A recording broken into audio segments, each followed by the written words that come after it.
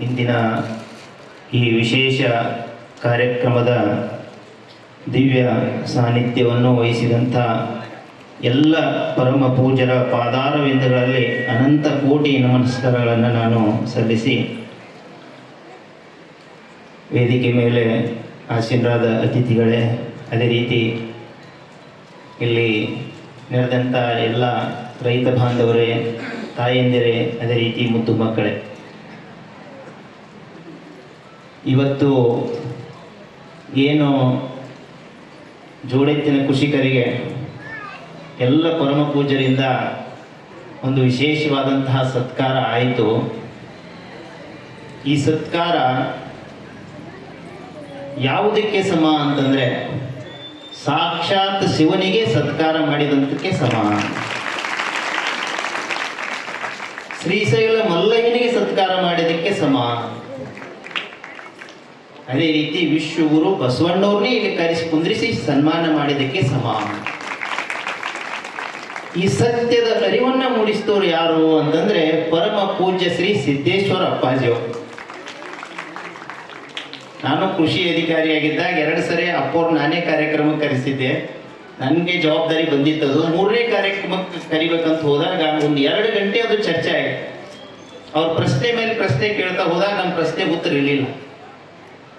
ಆದ್ರೆ ಮುಂದೆ ಹೋಗಿ ಆ ಪ್ರಶ್ನೆ ಉತ್ತರ ಕಾಣ್ಬೇಕು ಅಂತ ಹೋದಾಗ ಆ ಪ್ರಶ್ನೆಗೆ ಉತ್ತರ ಎಲ್ಲಿ ಸಿಕ್ತು ಅಂದ್ರೆ ಅದೇ ಸಿದ್ದೇಶ್ವರಪ್ಪ ಅವರು ಎಲ್ಲಿ ಜನ್ಮ ತಾಳಿದಾರೋ, 14 ವರ್ಷ ಬಾಲ್ಯವನ್ನು ಕಳೆದಿದ್ದಾರೋ, ಬಿಜ್ಜರಿಗೆಯ ಮನೆಯಲ್ಲಿ ಅಲ್ಲೆಲ್ಲಾನು ಉತ್ತರ ಸಿಗಕ್ಕೆ ಶುರು ಮಾಡಿತು.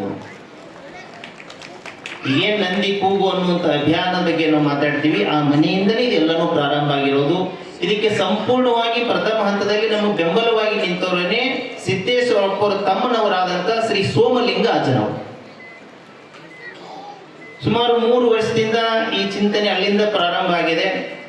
ಇದೇ ಒಂದು 7-8 ತಿಂಗಳಲ್ಲಿ ಅದ್ಭುತವಾದಂಥ ಕಾರ್ಯಕ್ರಮಗಳಾಗಿರೋದು. ಅದು ಅನೇಕ ಪರಮ ಪೂಜ್ಯರ ದಿವ್ಯ ಸಾನ್ನಿಧ್ಯದೆ. ಅದೇ ಬಿಜ್ಜರಿಗೆಯಲ್ಲಿ ಸುಮಾರು 420 ಎತ್ತಿನ ಬಂಡಿಗಳನ್ನು ಸೇರಿಸಿ ಒಂದು ವಿಶೇಷ ಕಾರ್ಯಕ್ರಮ ನಂದಿ ಸೇನೆ ಸಂಘಟನೆಯಂತೆ ಪ್ರಾರಂಭ ಮಾಡಿದ್ದೇವೆ. ಅದರ ದಿವ್ಯ ಸಾನ್ನಿಧ್ಯವನ್ನು ಶ್ರೀ ಶಶಿಕಾಂತ್ ಗುರುಜಿಯವರು ವಹಿಸಿಕೊಂಡಿರುವಂಥದ್ದು. ತಮಗೆಲ್ಲ ಇವತ್ತು ನೋಡ್ತೀರ ರೈತ ಹೋರಾಟಗಾರ. ಅದಾದ ಮೇಲೆ ಬಸವನ ಬಾಗೇವಾಡಿಯಲ್ಲಿ ಒಂದು ಕಾರ್ಯಕ್ರಮ ಮಾಡಿದ್ದೇವೆ. 1200 ಎತ್ತಿನ ಬಂಡಿಗಳನ್ನು ಸೇರಿಸಿ ಅದರ ದಿವ್ಯ ಸಾನ್ನಿಧ್ಯವನ್ನ ಪರಮ ಪೂಜ್ಯ ಕನ್ನೇರಿ ಕಾಡಸಿದ್ದೇಶ್ವರ ಸ್ವಾಮೀಜಿಯವರು ವಹಿಸಿಕೊಂಡಿದ್ರು. ತದನಂತರ ಇನ್ನೊಂದು ಮಹಾನ್ ವಿದ್ಯಾಕೇಂದ್ರ, ನಿಮ್ಮದು ನನಗೆ ಗೊತ್ತಿರಲಿಲ್ಲ, ಗುರುಗಳು ಹೇಳಿದ ಮೇಲೆ ಗೊತ್ತಾಯ್ತು ಇದು ಒಂದು ಹಿಂದೂ ವಿದ್ಯಾಕೇಂದ್ರ ಆಗಿತ್ತು ಅನ್ನುವಂಥದ್ದು. ಅದೇ ರೀತಿ ಇನ್ನೊಂದು ಯಾವುದು ಅಂದ್ರೆ ಸಾಲೋಟಿಗೆ, ಅಲ್ಲಿ 108 ಗ್ರಾಮಗಳ ಜೋಡೆತ್ತಿನ ಕೃಷಿಕರ ಒಂದು ವಿಶೇಷ ಸಮಾವೇಶವನ್ನು ಮಾಡಿದ್ದೇವೆ. ಅದರ ಒಂದು ದಿವ್ಯ ಸಾನ್ನಿಧ್ಯವನ್ನ ಜ್ಞಾನ ಯೋಗಾಶ್ರಮದ ಬಸವಲಿಂಗ ಸ್ವಾಮೀಜಿಗಳು, ಸಿಂದಗಿ ಸಾರಂಗ ಮಠದ ಪೂಜ್ಯರು, ಬೋರ್ನಾಪುರದ ಶರಣಮ್ಮನವರು, ಈ ರೀತಿ ಅನೇಕ ಪೂಜ್ಯರ ದಿವ್ಯ ಸಾನ್ನಿಧ್ಯದಲ್ಲಿ ಆ ಕಾರ್ಯಕ್ರಮ ಆಯಿತು. ಅದರ ನಂತರ ಯಡೂರು ವೀರಭದ್ರೇಶ್ವರ ದೇವಸ್ಥಾನದಿಂದ ಶ್ರೀಶೈಲ ಮಲ್ಲಯ್ಯನವರೆಗೆ ಒಂದು ನಂದಿ ಸೇನೆ ರಥಯಾತ್ರೆ ಎನ್ನುವಂಥದ್ದು. ಅದಕ್ಕೆ ಚಾಲನೆ ಕೊಟ್ಟವರು ಯಾರು ಅಂದ್ರೆ ಈ ಭಾರತ ದೇಶದ ಉಪರಾಷ್ಟ್ರಪತಿಗಳು. ಅದು ಪರಮ ಪೂಜ್ಯ ಶ್ರೀಶೈಲ ಜಗದ್ಗುರುಗಳ ಒಂದು ದಿವ್ಯ ಸಾನ್ನಿಧ್ಯದಲ್ಲಿ ಅದು ಕಾರ್ಯಕ್ರಮ ನಡೆಯಿತು. 10 ದಿವಸ ಒಂದು ನಂದಿ ಸೇನೆ ರಥಯಾತ್ರೆಯನ್ನ ನಾವು ಶ್ರೀಶೈಲ ಮಲ್ಲಯ್ಯನ ಸಾನ್ನಿಧ್ಯಕ್ಕೆ ಕರೆದುಕೊಂಡು ಹೋಗಿ ಅಲ್ಲಿ ಒಂದು ವಿಶೇಷವಾದಂತಹ 3-4 ಜನ ಪರಮ ಪೂಜ್ಯರು ಅಂದ್ರೆ ಜಗದ್ಗುರುಗಳ ಒಂದು ದಿವ್ಯ ಸಾನ್ನಿಧ್ಯದಲ್ಲಿ ಅಲ್ಲಿ ಕಾರ್ಯಕ್ರಮ ಆಯಿತು. ಅದಾದ ನಂತರ ನಾವು ಬಸವ ಕಲ್ಯಾಣ ಅಲ್ಲಿ ಸುತ್ತಮುತ್ತಲ ಒಂದು 11 ಗ್ರಾಮಗಳಲ್ಲಿ ಜೋಡೆತ್ತಿನ ಕೃಷಿಕರ ಪ್ರತಿ ದಿವಸ ಒಂದೊಂದು ಕಾರ್ಯಕ್ರಮ ಮಾಡೋದು. 11 ದಿವಸ ಅಲ್ಲಿ ಹೋಗಿ ಜೋಡೆತ್ತಿನ ಕೃಷಿಕರಿಗೆ ಪಾದ ಪೂಜೆ ಮಾಡಿ ಇದ್ರ ಬಗ್ಗೆ ಅರಿವನ್ನ ಮೂಡಿಸೋದು. ಅದು ಆದ ನಂತರ 11ನೇ ದಿವಸಕ್ಕೆ ಬಸವ ಕಲ್ಯಾಣ, ಅದರಲ್ಲಿನೂ ಕೂಡ ವಿಶ್ವಗುರು ಬಸವಣ್ಣವರು 12ನೇ ಶತಮಾನದಲ್ಲಿ ನ್ಯಾಯ ಪಂಚಾಯಿತಿ ನಡೆಸ್ತಾ ಇರುವಂತ ಪರುಷ ಕಟ್ಟೆ ಅಂತಿದೆ. ಅಲ್ಲಿಂದ ಕೂಡಲ ಸಂಗಮದವರೆಗೆ ಪಾದಯಾತ್ರೆಯನ್ನು ನಾವು ಮಾಡ್ತಾ ಬಂದಿವಿ. ಅದಕ್ಕೆ ಚಾಲನೆ ಕೊಟ್ಟವರು ಯಾರು? ಬಾಲ್ಕಿಯ ಪರಮ ಪೂಜ್ಯ ಶ್ರೀ ಬಸವಲಿಂಗ ಪಟ್ಟದ್ದಿಯವರು. ಕೂಡಲ ಸಂಗಮದಕ್ಕೆ ಹೋದಾದ್ಮೇಲೆ ಅಲ್ಲಿ ಒಂದು ಸಮಾರೋಪ ಸಮಾರಂಭ ನಡೀತು. ಅದರ ದಿವ್ಯ ಸಾನ್ನಿಧ್ಯವನ್ನು ಯಾರು ವಹಿಸಿದ್ರು? ಇಲ್ಕಲ್ಲಿನ ಶ್ರೀ ಗುರು ಮಹಾಂತ ಸ್ವಾಮೀಜಿಗಳು ವಹಿಸಿರೋದು. ನಾವು ದಾರಿ ಮಧ್ಯದಲ್ಲಿ ಪಾದಯಾತ್ರೆಯನ್ನು ಮಾಡುವಾಗ ನನ್ನ ತಲೆಯಲ್ಲಿ ಗೊತ್ತಾಗಿರಲಿಲ್ಲ, ಗತ್ತರಿಗೆ ಬರುವವರೆಗೂ ಕೂಡ ಗಬಸೊಳಗೆ ಬರಬೇಕು ಅಂತೇಳಿ. ಮೋಸ್ಟ್ಲಿ ನಾವು ಈ ಮಠದ ಪರಮ ಪೂಜ್ಯ ಸಿದ್ಧಲಿಂಗ ಸ್ವಾಮೀಜಿಯವರ ಆಶೀರ್ವಾದವನ್ನು ಪಡಿಬೇಕಾಗಿತ್ತೋ ಏನೋ ಗೊತ್ತಿಲ್ಲ, ನಾವು ಗಮಸಾವಳಿಗೆ ಬಂದ್ವಿ. ಅಲ್ಲಿ ಬಂದಾಗನೇ ಅದೇ ಭೇಟಿ ಏನ್ ಮಾಡಿದೆ ಅಂತಂದ್ರೆ, ಇವತ್ತು ಮತ್ತೆ ಈ ಕಾರ್ಯಕ್ರಮಕ್ಕೆ ಅದು ವೇದಿಕೆಯನ್ನ ನಿರ್ಮಾಣ ಮಾಡಿದೆ ಅಂತ. ಹಾಗಿದ್ರೆ ಇವೆಲ್ಲಾನು ಕೂಡ ಯಾಕೆ ಹೇಳ್ತಾ ಇದ್ದೀನಿ ಅಂತಂದ್ರೆ, ಎಲ್ಲಾ ಪರಮ ಪೂಜ್ಯರು ಈ ರೀತಿ ಆಶೀರ್ವಾದ ಮಾಡ್ತಾ ಮಾಡ್ತಾ ಮಾಡ್ತಾ ಬಂದಂತ ಕಾರಣಕ್ಕಾಗಿ ಇವತ್ತಿನಿಂದ ನಾವು ಮಾತಾಡ್ತಾ ಇದ್ದೀವಿ ಮುಂದೆ ಅಂತ. ಹಾಗಿದ್ರೆ ಈ ಭಾರತ ದೇಶ ಅನಾದಿ ಕಾಲದಿಂದಲೂ ಕೂಡ ಜಗತ್ತಿಗೆ ಏನಾದ್ರೂ ಒಂದು ದೊಡ್ಡದಾದಂತ ಕಂಟಕ ಬಂತು ಅಂತಂದ್ರೆ ಅದಕ್ಕೆ ಏನಾದ್ರೂ ಪರಿಹಾರ ನೀಡಿದಂತ ಒಂದೇ ಒಂದು ದೇಶ ಅಂದ್ರೆ ಈ ಭಾರತ ದೇಶ ಅನ್ನೋದನ್ನ. ಈ ಮಾತನ್ನ ಯಾರು ಹೇಳಿದ್ದಾರೆ? ಸ್ವಾಮಿ ವಿವೇಕಾನಂದರು. ಹಾಗಿದ್ರೆ ಇಂಥ ಒಂದು ದೊಡ್ಡದಾದಂತ ಕಂಟಕ ಬಂದಾಗ ಯಾವ ಶಕ್ತಿಯಿಂದ ಈ ಪರಿಹಾರವನ್ನ ನೀಡಿತು ಅಂತಂದ್ರೆ ಇದೇ ಪರಮ ಪೂಜ್ಯರ ಒಂದು ಶಕ್ತಿಯಿಂದನೇ ನೀಡಿರೋದು ಅನ್ನೋದು ಇತಿಹಾಸ ಹೇಳ್ತದೆ. ಹಾಗಿದ್ರೆ ಇವತ್ತು ಮತ್ತೊಂದು ಕಂಟಕ ಇಡೀ ಜಗತ್ತಿಗೆ, ಇಡೀ ವಿಶ್ವಕ್ಕೆ ಬಂದಿರೋದು ಅಂತ. ಎರಡು ರೀತಿಯಿಂದ ಇಡೀ ಜಗತ್ತೇ ವಿಷ ಆಗ್ತಾ ಇರುತ್ತೆ. ವಿಷ ಅಂತಂದ್ರೆ ವಿಷ ತಗೊಂಡ್ರೆ ಏನಾಗ್ತದ್ರಿ? ಬದುಕಕ್ಕೆ ಸಾಧ್ಯತೆ ಇಲ್ಲಲ್ಲ. ಹಾಗಿದ್ರೆ ಇಡೀ ಜಗತ್ತೇ ವಿಷ ಆಗಕತ್ತದ, ಇಡೀ ವಿಶ್ವವೇ ವಿಷ ಆಗಕತ್ತದ ಅಂತ ನಿಮ್ಗೆ ಹೇಳಕತ್ತಿದ್ದೀನಿ. ಎರಡು ರೀತಿಯಿಂದ. ಔಷಧಿ ಇಲ್ಲಾರ್ದ ಮನಿ ಯಾವ್ದಾದ್ರಿ ಇವತ್ತು? ಕೈ ಎತ್ತಿ ನೋಡೋಣ. ಪ್ರತಿಯೊಬ್ಬರ ಮನೆಗೆ ಔಷಧಿ ಬಂದವ. ಔಷಧಿ ಬಂದವ ಅಂದ್ರೆ ಅರ್ಥ ಏನು? ರೋಗದ ಅಂತ ಅರ್ಥ. ಇದೇ 20 ವರ್ಷಗಳ ಹಿಂದೆ ಎಷ್ಟು ಮಂದಿ ಮನ್ಯಾಗ ಔಷಧಿ ಇದೆ ಅಂತಂದ್ರೆ ಎಲ್ಲರೂ ಕೈ ಎತ್ತಿದ್ರೆ ನಮ್ಮ ಮನ್ಯಾಗ ಇಲ್ರಿ ಅಂತೇಳಿ. ಆದ್ರೆ ಇವತ್ತು ಎಲ್ಲರ ಮನ್ಯಾಗ ಔಷಧಿ ಬಂದವು, ಇಷ್ಟೆಲ್ಲ ರೋಗ ಆಯ್ತು ಅಂತ. ಹಾಗಿದ್ರೆ 20 ವರ್ಷಗಳ ಹಿಂದ್ಗಡೆ ಇಷ್ಟೆಲ್ಲ ರೋಗ ಇರಲಿಲ್ಲ, ಇವತ್ತು ರೋಗದ ಯಾಕಪ್ಪ ಅಂದ್ರೆ 20 ವರ್ಷಗಳ ಹಿಂದೆ ನಮ್ಮ ಗ್ರಾಮಗಳಲ್ಲಿ ಈ ಒಂದು ಜೋಡೆತ್ತಿನ ಕೃಷಿಕರು ಯಥೇಚ್ಛವಾಗಿದ್ರು. ಎಷ್ಟೆಲ್ಲ ಈ ಜೋಡೆತ್ತಿನ ಕೃಷಿಕರ ಸಂಖ್ಯೆ ಕಡಿಮೆ ಆಗ್ತಾ ಹೋಗ್ತಾ ಇದೆಯೋ ಪ್ರತಿಯೊಬ್ಬರು ಕೂಡ ರೋಗಕ್ಕೆ ತುತ್ತಾಗ್ತಾ ಇದೀವಿ. ಕೆಲವು ಭಾಗದಲ್ಲಿ ತುಂಗಭದ್ರಾ ಒಂದು ಅಚ್ಚುಕಟ್ಟು ಪ್ರದೇಶದಲ್ಲಿ 4ರಲ್ಲಿ ಒಬ್ಬರಿಗೆ ಇವತ್ತು ಈಗಾಗಲೇ ಕ್ಯಾನ್ಸರ್ ಬಂದಿರೋದು. ಇದಕ್ಕೆ ಮೂಲ ಕಾರಣ ಅಂತಂದ್ರೆ ಈ ಜೋಡೆತ್ತಿನ ಕೃಷಿಕರು ನಶಿಸಿ ಹೋಗ್ತಾ ಇರೋದು. ಇದು ಮೊದಲನೇ ವಿಷ. ಇದು ಕೇವಲ ಇದು ಭಾರತ ದೇಶಕ್ಕೆಲ್ಲ ಹೇಳ್ತಾ ಇರೋದು, ಇಡೀ ವಿಶ್ವದಾದ್ಯಂತ ಇದೆ. ಈ ವಿಷ ಏನಾಗ್ತದೆ, ಇನ್ನೂ ತೀವ್ರಗತಿಯಲ್ಲಿ ಪರಿಣಾಮ ಬೀರ್ತದೆ ಅಂತ. ಇನ್ನು ಮುಂದೆ 3 ರಿಂದ 4 ವರ್ಷದಲ್ಲಿ ಇದು ತೀವ್ರಗತಿಯಲ್ಲಿ ಪರಿಣಾಮ ಬೀರಿ ದೊಡ್ಡದಾದಂತ ವಿಪತ್ತನ್ನು ತಂದಿಡ್ತದೆ ಇಡೀ ಜಗತ್ತಿನಾದ್ಯಂತ ಅಂತ. ಮೊದಲನೇ ವಿಷ ನಿಮ್ ಕಣ್ಣು ಮುಂದೆನೇ ಇದೆ, ನಿಮ್ಗೆ ಹೇಳ್ತಾ ಇರೋದು. ಇವತ್ತು ನಾವೇ ಇಷ್ಟೆಲ್ಲ ಬಳಲ್ತೀವಿ, ನಮ್ಮ ಮಕ್ಕಳ ಪರಿಸ್ಥಿತಿ ಹಂಗ. ಪ್ರತಿಯೊಬ್ಬರು ಇದು ವಿಚಾರ ಮಾಡಬೇಕಾಗಿತ್ತು ಅಂತ. ಇದು ಮೊದಲನೇ ವಿಷ ಅಂತ. ಇನ್ನು ಎರಡನೇ ವಿಷ ಏನು ಅಂತಂದ್ರೆ, ಜಗತ್ತಿನಾದ್ಯಂತ ಈ ನಿರುದ್ಯೋಗ ಸಮಸ್ಯೆ ತೀವ್ರಗತಿಯಲ್ಲಿ ಹೆಚ್ಚಿಗಬಹುದು ಅಂತ. ಹಾಗಿದ್ರೆ ಮೊದಲೆಲ್ಲ ಉದ್ಯೋಗ ಎಲ್ಲ ಎದ್ರ ಮೇಲೆ ನಿಂತಿದ್ರಿ? ಎತ್ತಿನ ಮ್ಯಾಗೆ ನಿಂತಿತ್ತು. ಎತ್ತಿನ ಕೃಷಿಕರನ್ನ ಅದರ ಅನ್ನೋ ಕಾರಣಕ್ಕಾಗಿನೇ ಬಡಗೇರ್, ಕುಮಾರ್, ಚಮ್ಮಾರ್, ತಳವಾರ್ ಎಲ್ಲರಿಗೂ ಉದ್ಯೋಗ ನಮ್ಮ ಗ್ರಾಮದಲ್ಲಿ ದೊರೆತಿತ್ತು. ಹಾಗಿದ್ರೆ ಇವತ್ತು ಎಲ್ಲರೂ ಬಿಟ್ಟು ಎಲ್ಲಿಗೆ ಹೋಗ್ಯಾರ? ಸಿಟಿಗೆ ಹೋಗ್ಯಾರ. ಹಾಗಿದ್ರೆ ಇವತ್ತು ಯುದ್ಧ ಆಗಕತ್ತದ. ಯುದ್ಧ ಎದಕ್ಕೆ ಆಗಕತ್ತದ ಅಂದ್ರೆ ಇದೇ ಪೆಟ್ರೋಲ್ ಡೀಸೆಲ್ ಆಗಿ ಆಗಕತ್ತದ. ಹಾಗಿದ್ರೆ ಇದು ಇನ್ನೂ ಯುದ್ಧ ತೀವ್ರತೆಯಾಗಿ ಈ ಪೆಟ್ರೋಲ್ ಡೀಸೆಲ್ ಏನಾಗ್ತದೆ, ಇನ್ನೂ ತೀವ್ರಗತಿಯಲ್ಲಿ ಕೊರತೆ ಇಡೀ ಜಗತ್ತಿನಾದ್ಯಂತ ಆಗ್ತದೆ ಅಂತ. ಈಗಾಗಲೇ ಮೊನ್ನೆ ನೀವು ನೋಡಿದ್ರಿ, ಕ್ಯಾನ್ ಹಿಡಿದು ತಾವು ಹೊಡೆದಾಡ್ಕೊಳ್ತಾ ಇದ್ರು. ಎಲ್ಲಿ? ಈ ಪೆಟ್ರೋಲ್ ಬಂಕ್ ಹತ್ರ. ಇದೇ ರೀತಿ 1 ವರ್ಷ ತನಕ ಏನಾದ್ರೂ ಪೂರಾ ಏನಾದ್ರೂ ನಿಂತ್ಕೋತ ಹೋಯ್ತು ಅಂದ್ರೆ ಏನ್ ಪರಿಸ್ಥಿತಿ ಆಗ್ಬೋದು ಅನ್ನೋದು ವಿಚಾರ ಮಾಡಬೇಕು ಅಂತ. ಹಾಗಿದ್ರೆ ಒಂದನೇದ್ದು ರೋಗ. ನೀವು ಇದೇ ಪೆಟ್ರೋಲ್ ಡೀಸೆಲ್ ಹೆಚ್ಚಿಗೆ ಬಳಕೆ ಮಾಡ್ಕೋತ ಹೋದ್ರೆ ಅಂದ್ರೆ ಇದೇ ವಾಹನಗಳನ್ನ ಅಂದ್ರೆ ಯಂತ್ರಗಳನ್ನ, ಅಥವಾ ಅದು ನಿಂತೆ ಬಿಡ್ತು ಅಂತಂದ್ರೆ ಉದ್ಯೋಗನೇ ಇಲ್ಲ. 2 ರೀತಿಯಿಂದ ಇಡೀ ಜಗತ್ತು ವಿಷ ಆಗಕತ್ತದೆ. ಅಂದ್ರೆ ಈ ವಿಷಯದಿಂದ ಕೇವಲ ಒಂದು 10 ವರ್ಷಗಳಲ್ಲಿ ಜಗತ್ತಿನ ಅರ್ಧಕ್ಕಿಂತಲೂ ಹೆಚ್ಚಿನ ಜನಸಂಖ್ಯೆ ನಾಶ ಆಗ್ತದೆ. ನಿಮ್ ಕಣ್ಣು ಮುಂದಿಂದ ಹೇಳ್ತಾ ಇದ್ದೀನಿ, ಇಲ್ಲಿ ಹೇಳ್ತಾ ಇದ್ದೀನಿ. 10 ವರ್ಷಗಳಲ್ಲಿ ಜಗತ್ತಿನ ಅರ್ಧಕ್ಕಿಂತಲೂ ಹೆಚ್ಚು ಜನಸಂಖ್ಯೆ ನಾಶ ಆಗ್ತದೆ. ಇದಕ್ಕೆ ಮೂಲ ಕಾರಣ ಅಂದ್ರೆ ಈ 2 ವಿಷ. ಹಾಗಿದ್ರೆ ಈ 2 ವಿಷಯಗಳು ಕಮ್ಮಿ ಆಗ್ಬೇಕಾಗಿತ್ತು ಅಂತಂದ್ರೆ ಅದು ಯಾರಿಂದ ಸಾಧ್ಯತೆ ಇದೆ? ಈ ಜೋಡೆತ್ತಿನ ಕೃಷಿಕರಿಂದ ಮಾತ್ರ ಸಾಧ್ಯತೆ ಇದೆ. ಹಾಗಿದ್ರೆ ಇಡೀ ವಿಶ್ವದಲ್ಲಿ ಯಾವುದಾದ್ರೂ ಒಂದು ಭೂ ಪ್ರದೇಶಕ್ಕೆ ಒಳ್ಳೆ ಭವಿಷ್ಯ ಇದ್ದರೆ ಇನ್ನು 10 ವರ್ಷದಲ್ಲಿ ಈ ಬಸವ ನಾಡಿಗೆ ಮಾತ್ರ ಇರೋದು ಅನ್ನುವಂಥದ್ದು ನಿಮಗೆ ತಿಳಿದು ಬರ್ತಾ ಇರೋದು ಬಸವ ನಾಡು ಅಂತ.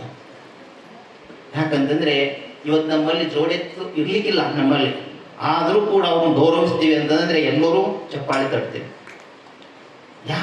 ಯಾಕಪ್ಪ ಅಂತಂದ್ರೆ ಅದು ಸಂಸ್ಕೃತಿ ನಮ್ಮಲ್ಲಿ ಅದ ಅಂತ.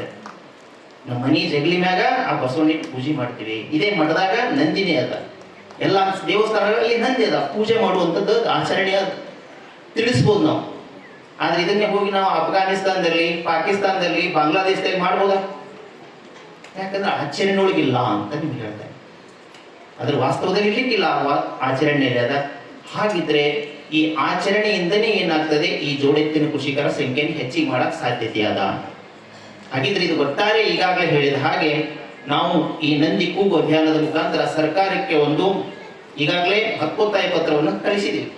ಜೋಡೆತ್ತಿನ ಕೃಷಿಕರಿಗೆ ತಿಂಗಳ 11,000 ರೂಪಾಯಿ ಪ್ರೋತ್ಸಾಹಧನವನ್ನು ಅವ್ರಿಗೆ ಕೊಡಬೇಕು ಅಂತ. ಯಾಕೆ ಇವತ್ತು ಕೃಷಿ ಬಿಡ್ತಾರೆ ಅಂದ್ರೆ ಅವ್ರಿಗೆ ಯಾವುದೇ ರೀತಿಯ ಆದಾಯದ ಭದ್ರತೆ ಅನ್ನೋದಿಲ್ಲ. ಸರ್ಕಾರಿ ನೌಕರಿ ಸಿಕ್ಬಿಡ್ತು ಅಂತಂದ್ರೆ ಅವ್ರಿಗೆ ಸಾಯ್ತನ ಒಂದು ಆದಾಯದ ಭದ್ರತೆ ಅದ. ಒಂದು ಪ್ರೈವೇಟ್ ಕಂಪ್ನಿಗೆ ಹೋದಂದ್ರೆ ತಿಂಗಳಾದ್ರೂ ಕೂಡ ಅವ್ರಿಗೆ ಆದಾಯದ ಭದ್ರತೆ ಅದ. ಅದ್ರ ಜೋಡೆತ್ತು ಕಟ್ಟಿದಂತ ರೈತ ವರ್ಷ ಪೂರ್ತಿ ಅವ್ರು ಕೆಲಸ ಮಾಡ್ಬೇಕು, ಅಷ್ಟು ಶ್ರಮ ಅದ. ಆ ಶ್ರಮ ಇದ್ರು ಯಾವ ಆದಾಯದ ಭದ್ರತೆ ಅದ? ಅನಿವಾರ್ಯವಾಗಿ ಬಿಡ್ತಾನೆ, ಬಿಟ್ಟು ಕುಳಿಯೋ ಕಸಾಯಕನೇ ಹೊಂಟಾವ ಇವತ್ತಿನ ದಿವಸ.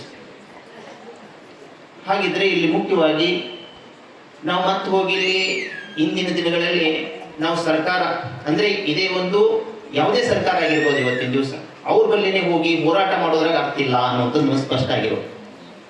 ಹಾಗಾಗಿ ಇಲ್ಲಿ 10% ಬಜೆಟ್ ಅನ್ನ ಏನ್ ಮಾಡಬೇಕು, ಈ ಕೃಷಿಕರಿಗಾಗಿ ಮೀಸಲಿಡಬೇಕು ಅನ್ನೋ, ಮೀಸಲಿಡುವಂತ ಒಂದು ಕಾನೂನೇ ಬರಬೇಕು ಅನ್ನುವಂಥದ್ದು ವಿಚಾರ ಇರೋದು.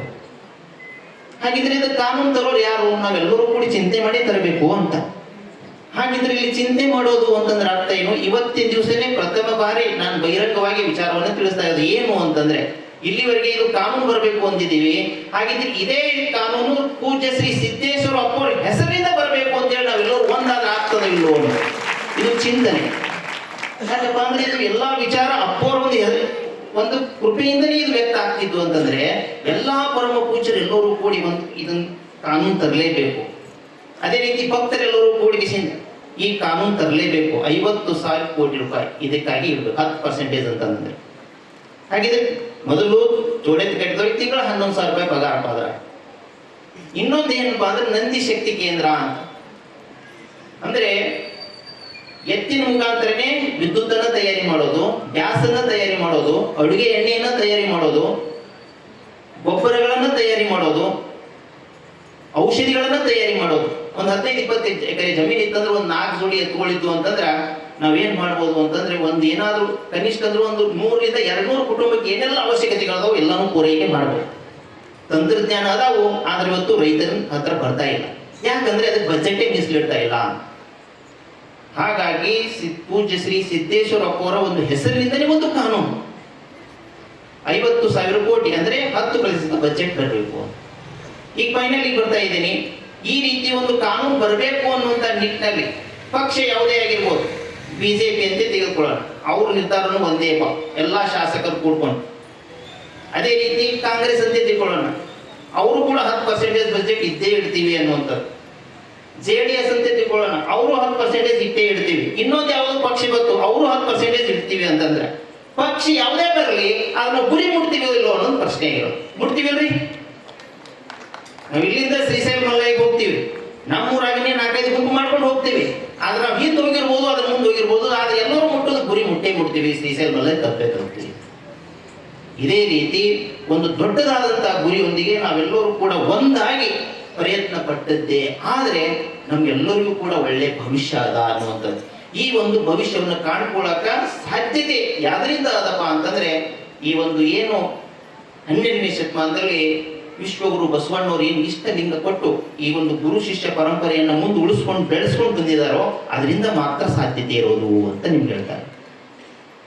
ಯಾಕಂದ್ರೆ ಒಟ್ಟಾರೆ ನಿಮ್ಗೆ ಹೇಳೋದಾದ್ರೆ ಇಲ್ಲಿ ಜ್ಞಾನದ ಕೊರತೆ, ವಿದ್ಯೆಯ ಕೊರತೆ, ಅರಿವಿನ ಕೊರತೆ ಇರೋದು ಅನ್ನುವಂಥದ್ದು. ಅದೇ ಕಾರಣಕ್ಕಾಗಿ ಇವೆಲ್ಲವೂ ಕೂಡ ಎಲ್ಲರಿಗೂ ಸಮಸ್ಯೆ. ಇವತ್ತೇನಾದ್ರೂ ಇಂಥ ಒಂದು ಯೋಜನೆ ತರಲಿಲ್ಲ ಅಂತ ತಿಳ್ಕೊಳ್ಳೋಣ, ಇವೆರಡೂ ವಿಷಯ ಹೆಚ್ಚಿಗೆ ಅದು ಅಂದ್ರೆ ನೀವೇ ವಿಚಾರ ಮಾಡ್ಬೋದು, ಯಾವುದೇ ಪಕ್ಷ ಆಗಿರ್ಬೋದು. ಈ ವಿಷ ಹೆಚ್ಚಿಗೆ ಹಾಕೋದು ಗೊತ್ತು, ಇದು ಸಮಸ್ಯೆ ಹೆಚ್ಚಿಗೆ ಆಯಿತು ಅಂತಂದ್ರೆ ಯಾರಾದರೂ ಕೂಡ ಈ ನಾಯಕರು ಒಪ್ಕೊಳ್ಳೋಕೆ ಸಾಧ್ಯತೆ ಇದೆಯಾ? ಪಕ್ಷ ಯಾವುದೇ ಆಗಿರಲಿ ವಿಚಾರ ಮಾಡಬೇಕು ಅಂತ, ಯಾವುದೇ ಪಕ್ಷ ಆಗಿರ್ಬೋದು. ಇನ್ನು 2-3 ವರ್ಷದಲ್ಲಿ ಇದು ವಿಷ ಅಂತ ವ್ಯಕ್ತ ಆಗೋದೇನೆ. ಹಾಗಿದ್ರೆ ಜನ ಪ್ರಶ್ನೆ ಮಾಡೋರು ಹಾಗೆ ಬಿಡ್ತಾರೆ. ಆ ಸಂದರ್ಭಕ್ಕೆ ಪ್ರಶ್ನೆಗೆ ಉತ್ತರ ಕೊಡಬೇಕು ಅಂತಂದ್ರೆ ಈಗಲೇ ಎಚ್ಚೆತ್ತುಕೊಳ್ಬೇಕು ಅಂತ ಎಲ್ಲರೂ ಕೂಡ, ಪ್ರತಿಯೊಬ್ಬರು ಕೂಡ ಪ್ರತಿಯೊಬ್ಬರು ಜವಾಬ್ದಾರಿ ಅದು. ಅದೇ ರೀತಿ ಮತ ಕೊಡೋರು ಕೂಡ ನಾವು ಕೇವಲ ಮಠಕ್ಕೆ ಹೋಗಿ ಆ ಒಂದು ದೇವರಿಗೆ ಕೈ ಮುಗಿದೆ ಸಾಲದು, ಆ ಒಂದು ಏನು ಸನ್ನಿಧಾನದಲ್ಲಿ ನಂದಿ ಇರ್ತದೋ ಅದರ ಸಾಕ್ಷಿಯಾಗಿ ನಾವು ಮತ ಕೊಡೋಕ್ಕೂ ತಯಾರಾಗಬೇಕು ಅಂತ. ಒಪ್ತೀರಿಲ್ರಿ ನಾ ಹೇಳೋದು? ಎತ್ತುಗಳು ಯಾರ ಮನೆಗಾರ ಇರಲಿ ಅವು ಉಳಿಲೇಬೇಕು ಅನ್ನುವಂಥದ್ದು ಬೇಕು ಅಂತ. ಒಂದೇನಾದ್ರೂ ಎತ್ತದಂತಂದ್ರೆ ಇವತ್ತು ವೈಜ್ಞಾನಿಕವಾಗಿನೇ ಹೇಳ್ತದೆ ಅದು ಒಂದು 500 ಮೀಟರ್ವರೆಗೆ ಅದು ಶಕ್ತಿಯನ್ನು ಹೊರಸೂಸ್ತಿರ್ತದೆ ಅಂತ. 500 ಮೀಟರ್ವರೆಗೆ ಅದು ಶಕ್ತಿಯನ್ನು ಹೊರಸೂಸ್ತಿರ್ತದೆ ಒಂದು ಎತ್ತಿತ್ತು ಅಂತ. ಹಾಗಾಗಿ ಅದು ಕಮ್ಮಿ ಆಗಾಕತ್ತದ, ಇದು ವಿಷ ಹೆಚ್ಚಿಗೆ ಆಗತ್ತದ ಅಂದಾಗ ಆ ವಿಷಯವನ್ನು ಕಮ್ಮಿ ಮಾಡ್ಕೊಳ್ಳೋದು ಎಲ್ಲರೂ ಜವಾಬ್ದಾರಿ ಅದ. ಯಾರ ಮ್ಯಾಗೂ ಇದು ಅಪವಾದ ಮಾಡಂಗಿಲ್ಲ, ಯಾರಿಗೆ ಕೂಡ ದೂಷಣೆ ಮಾಡಂಗಿಲ್ಲ. ದೂಷಣೆ ಪರಿಹಾರ ಅಲ್ವೇ ಅಲ್ಲ. ಹಾಗಾಗಿ ಇವತ್ತು ಗುರುವಿನ ಸನ್ನಿಧಾನದಲ್ಲಿ, ಪೂಜ್ಯರ ಒಂದು ಸನ್ನಿಧಾನದಲ್ಲಿ ನಾವೆಲ್ಲರೂ ಕೂಡ ಒಂದುಗೂಡಿ ಇದನ್ನು ಪರಿಹಾರ ಕಂಡುಕೊಳ್ಳಕ ಒಂದು ಅವಕಾಶ ಇರುವುದು ಈ ಬಸವ ನಾಡಿನಲ್ಲಿ ಅದ. ಅದಕ್ಕಾಗಿನೇ ಇದು ಏನಾಯ್ತಪ್ಪ ಇಂಥ ಒಂದು ವಿಶೇಷ ಕಾರ್ಯ ಇಲ್ಲಿಂದ ಆಗಿರುವಂಥದ್ದು ಯಡ್ರಾಮಿಯ ಮುಖಾಂತರ ಅಂತ. ಹಾಗಾಗಿ ನಾ ಏನು ಇಲ್ಲಿ ಬಂದ ಮೇಲೆ ಕೊನೆಗೆ ಅನ್ಕೊಳ್ಳೋದು ಒಂದೇ ಮಾತು ಹೇಳೋದಾಯ್ತು ಅಂದ್ರೆ, ನಾ ಏನು ನೌಕರಿ ಬಿಟ್ಟೆ ಅನ್ನುವಂಥದ್ದು ಏನದಲ್ಲ, ಬಿಟ್ಟಿದ್ದಕ್ಕೂ ಇವತ್ತು ಸಾರ್ಥಕ ಆಯಿತು ಅನ್ನುವಂಥದ್ದು ನನಗೆ ಈ ಜಾಗದಲ್ಲಿ ಆಗ್ತದೆ. ಯಾಕಂದ್ರೆ ಇಷ್ಟೆಲ್ಲ ಪರಮ ಪೂಜ್ಯರು ಇಷ್ಟೆಲ್ಲ ಸತ್ಕಾರ ಪ್ರೀತಿಯಿಂದ ಎಲ್ಲ ಜೋಡಿತಿನ ಕೃಷಿಕರಿಗೆ ಮಾಡಿ ನಮಗೆ ಇಷ್ಟೆಲ್ಲ ಹರಿಸ್ತಾ ಇದ್ದಾರೆ. ಮುಂದಿದು ಅವಶ್ಯಕತೆ ಅದ ಅಂತ ಎಲ್ಲರಿಗೂ ತಿಳಿಸ್ತಾ ಇದ್ದಾರೆ ಅಂತಂದ್ರೆ ಇದಕ್ಕಿಂತ ದೊಡ್ಡದಾದಂಥ ಸೌಭಾಗ್ಯ ಜೀವನದಲ್ಲಿ ಯಾವುದೂ ಇಲ್ಲ ಅನ್ನುವಂಥದ್ದು. ಹಾಗಾಗಿ ಈ ದೇಶ ಮತ್ತೆ ಏನಾದರೂ ಉಳಿಬೇಕಾಗಿತ್ತು ಅಂದ್ರೆ ಈ ಪರಿಮ ಪೂಜ್ಯರ ಒಂದು ಏನಪ್ಪಾ ಅಂತಂದ್ರೆ ಕೃಪೆಯಿಂದ ಮಾತ್ರ ಉಳಿತದೆ. ಹಾಗಾಗಿ ನಾವು ಏನ್ ಬಿಟ್ಟರು ಬಿಡಬಾರ್ದು, ಅದು ಏನಪ್ಪಾ ಅಂದ್ರೆ ಗುರುವಿನ ಪಾದ. ಯಾಕಂದ್ರೆ ನಮಗೆಲ್ಲ ಸದ್ಗತಿ ಇರುವುದನ್ನೇ ಗುರುವಿನ ಪಾದ. ಇನ್ನು ಮುಂದೆ ಕೇವಲ 10 ವರ್ಷದಲ್ಲಿ ಈ ಜಗತ್ತಿನಲ್ಲಿ ಈ ಭಾರತ ದೇಶದ ಸನ್ಯಾಸಿಗಳ ಶಕ್ತಿ ಏನು ಅನ್ನುವಂಥದ್ದು ಖಂಡಿತವಾಗಿ ಗೊತ್ತಾಗಿ ಆಗ್ತದೆ. ಹಾಗಾಗಿ ಆ ನಿಟ್ಟಿನಲ್ಲಿ ಈ ಒಂದು ಕೆಲಸ ಇಲ್ಲಿಂದ ಆಗಿರೋದು ಬಹಳ ಸಂತೋಷ ತಂದಿದೆ. ಹಾಗಾಗಿ ನಾವೆಲ್ಲರೂ ಒಂದುಗೂಡೋಣ, ಈ ಒಂದು ಏನು ಸಂಖ್ಯೆ ಹೆಚ್ಚಿಗೆ ಮಾಡಕ್ಕೆ ನಾವೆಲ್ಲರೂ ಕೂಡ ಈ ಪಾತ್ರವನ್ನ ನಿರ್ವಹಿಸೋಣ ಅನ್ನುವಂಥ ಮಾತನ್ನು ಹೇಳಿ ಮತ್ತೊಮ್ಮೆ ಎಲ್ಲ ಪರಮ ಪೂಜ್ಯರ ಪಾದಗಳಲ್ಲಿ ಅನಂತ ಕೋಟಿ ನಮನಗಳನ್ನು ಅರ್ಪಿಸಿ ನನ್ನ ಮಾತುಗಳನ್ನು ಮುಕ್ತಾಯಗೊಳಿಸ್ತಾ ಇದ್ದೀನಿ. ಧನ್ಯವಾದ.